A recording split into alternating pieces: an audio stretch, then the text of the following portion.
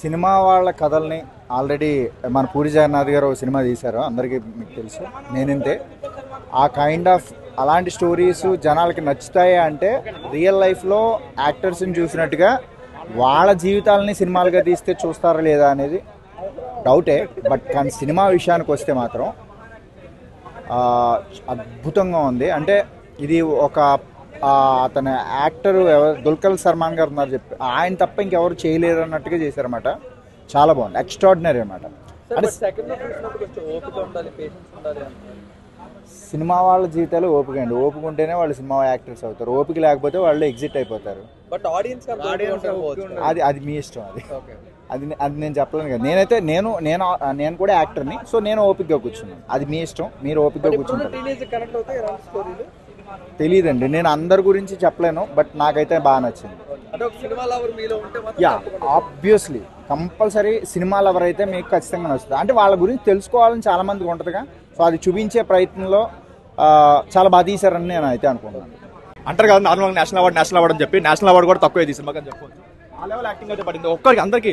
ఇప్పుడు హీరో గారికి అయినా, లేదంటే సముద్ర గారికి అయినా, లేదంటే హీరోయిన్ అయినా సరే, ఈ మధ్య కాలంలో ఏ హీరోయిన్ కూడా అంత మంచి క్యారెక్టర్ అయితే పడలేదు, అంత బాగా యాక్ట్ చేసింది ఒక హాఫ్లో ఉన్నా సరే.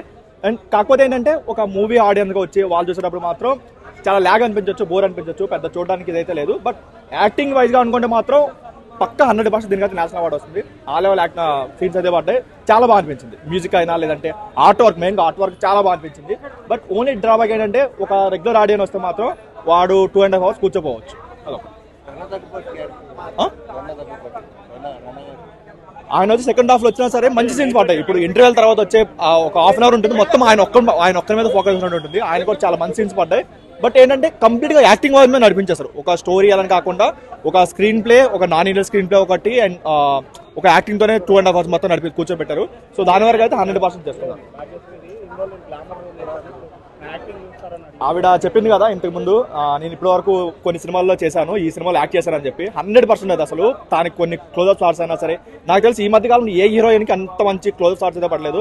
చాలా బాగా యాక్ట్ చేసింది, ఎక్కడ ఎవరు కూడా ఒక ఓవర్ యాక్ట్ చేస్తున్న ఫీలింగ్ కాకుండా అందరూ న్యాచురల్ పర్ఫార్మెన్స్ తో బ్యాక్ ఆడేస్తారు. 100% నేషనల్ అవార్డు అయితే వస్తుంది.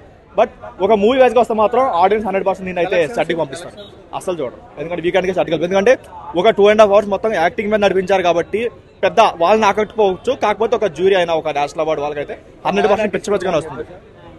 మహానటితో కంపేర్ చేయకూడదు, కొన్ని ఫస్ట్ హాఫ్ లో అక్కడక్కడ కొంచెం ఆ షేడ్స్ కనిపించినా సరే కంప్లీట్ గా మహానటి అని చెప్పుకోలేం. కానీ బట్ బాగుంది ఓవరాల్ గా.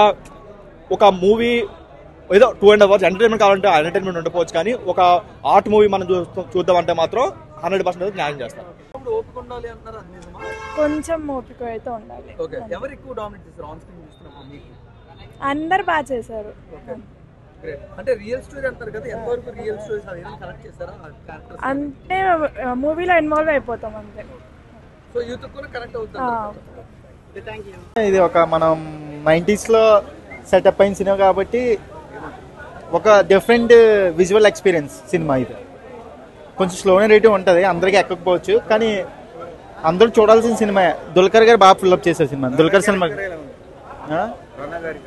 రాణి గారి క్యారెక్టర్ ఫుల్ లైక్ ఫన్నీగా ఉంటుంది, ఆయన యాక్టింగ్ సూపర్ ఉంటుంది. సెకండ్ హాఫ్ అంతా ఆయన తీసుకెళ్ళిపోయాడు సినిమా. ఫస్ట్ హాఫ్ దుల్కర్ గారి యాక్టింగ్ కోసం కొన్ని సీన్స్ ఉంటాయి, బాగా చేశాడు దుల్కర్ గారు. కామెడీ ఓన్లీ రాణా గారు వచ్చినప్పుడు ఉంటుంది. అంటే ఇన్వెస్టిగేషన్ అదే చెప్పకూడదు, అది చేసే క్రైమ్ ఇన్వెస్టిగేషన్ అనేది ఒక కామెడీ యాంగిల్లో చేస్తుంటాడు ఆయన. సాంగ్స్ ఒకటి ఉంటుంది. బోర్ అంటే సినిమా బోర్ అని చెప్పలేము, అంటే అందరికీ ఎక్కకపోవచ్చు సినిమా. అంటే ఈ సినిమా ఇది ఒక రియల్ స్టోరీ ఇన్సిడెంట్స్ మీద చేసిన సినిమా కాబట్టి కొంచెం కథ అందరికీ ఎక్కదు. ఓకే, దుల్కర్ కోసం